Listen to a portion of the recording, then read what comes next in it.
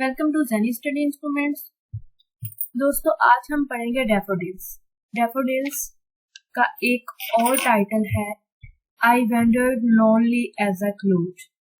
नाम अलग अलग हैं लेकिन पॉइंट एक ही है और इस पॉइंट को लिखा है विलियम वर्ड्सवर्थ ने। दोस्तों, ये पॉइंट एक रियल इंसिडेंट पर बेस्ड है। दरअसल डैफोडिल्स एक फूल का नाम है जो अभी आपकी स्क्रीन पर आ रहा है। येलो रंग का इस फूल है जिसे डैफोडिल्स कहते हैं। तो पोइम कुछ यूं है कि 15 अप्रैल 1802 में विलियम वर्ड्सवर्थ और इनकी बहन जो रहे थे साथ जा रहे थे। रास्ते में इन्हें ये फूल नजर आते हैं और इस फूल को देखने लगते हैं। बहुत देर तक दोनों इस फूल को देखते रहते हैं और इस टाइम वर्ड्सवर्थ डिसाइड करते हैं कि वो डैफोडिल्स पर पोएम लिखेंगे, यानी कि इन फूलों पर पोएम लिखेंगे। और फिर इसके बाद 1804 और 1807 के दरमियान इस पोएम को लिखा गया था। बहुत खूबसूरत पोएम है दोस्तों। मैं आपको इजी लैंग्वेज में लाइन बाय लाइन इसकी एक्सप्लेनेशन समझाऊंगी। इस पोएम में बताया क्या गया वो बताऊंगी। आइए स्टार्ट करते हैं। I wandered lonely as a cloud. Wordsworth कहते हैं कि मैं अकेला घूम रहा था बादल की तरह। वेंडर्ड मीन्स घूमना। जिस तरह से बादल इधर उधर घूमता रहता है इसी तरह मैं घूम रहा था। That floats on high और वेल्स एंड हिल्स। और मैं अकेला घाटियों और पहाड़ियों पर घूम रहा था। When all at once I saw a crowd। घूमते घूमते अचानक से मेरी नजर एक भीड़ पर पड़ी। A host of golden daffodils। मैंने एक झुंड देखा गोल्डन डैफोडिल्स का, सुनहरे फूलों का। Beside the lake beneath the trees। और ये झुंड झील के किनारे पर था और दरख्तों के नीचे था। Flirting and dancing in the breeze। और वो फूल यानी कि डैफोडिल्स नाच रहे थे हवा से। Continues as the stars that shine। Poet कहता है कि वो डैफोडिल्स इतने ज्यादा तादाद में थे and twinkle on the milky way, जैसे मिल्की वे गैलेक्सी में सितारों का झुंड शामिल होता है, इतने ज्यादा थे। बेसिकली इन टू लाइंस में पोइट बताना चाह रहा है कि डैफोडिल्स बहुत सारे थे।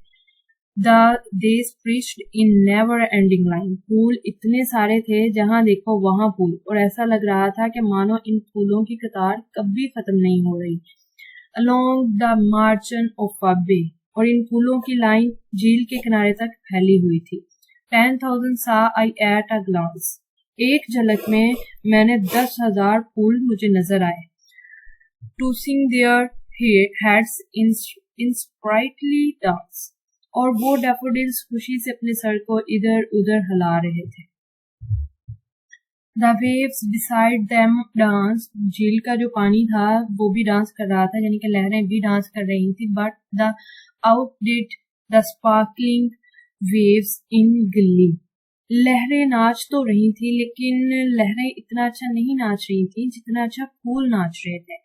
Outdid means बेहतर, यानी कि फूल लहरों से ज्यादा बेहतर नाच रहे थे। A poet could not but be gay। और माहौल जो था वो इतना शानदार था। गे इन सच अ डिसेंट कंपनी। माहौल जो था वो इतना शानदार था। लहरें डांस कर रही थी, डैफोडिल्स डांस कर रहे थे और इतने अच्छे माहौल में पोइट भी बहुत ज्यादा खुश था। फूलों को देखा जा रहा था। देखते I gazed and gazed but little thought। मैं फूलों को देखते जा रहा था। पोइट कहता है what wealth does show to me had brought। Poet कहता है कि वो फूलों की खुशी में इतना मगन हो गया था कि उसने ये रियलाइज ही नहीं किया कि डैफोडिल्स इसके लिए क्या लेके आए। डैफोडिल्स पोइट के लिए खुशी का खजाना लेके आए थे और पोइट इतना मगन हो गया था कि उसने खुशी के खजाने को रियलाइज ही नहीं किया। For of when on my couch I lie। Poet कहता है कि जब भी वो सोफे पर बैठा होता है इन वैकेंट और इन पेंसिव मूड, उसका माइंड खाली होता है या फिर वो बहुत ज्यादा सोच रहा होता है या फिर परेशान होता है। They flash upon that inward eye which is the bliss of solitude।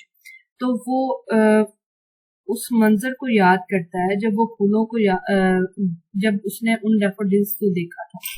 And then my heart with pleasure fills and dances with the daffodils. जब वो फूलों को याद करता है तो वो उसकी उदासी खत्म हो जाती है और इन डैफोडिल्स को याद करके मेरा दिल खुशी से भर जाता है। वो ये कह रहा है और डैफोडिल्स के साथ नाचने लगता है।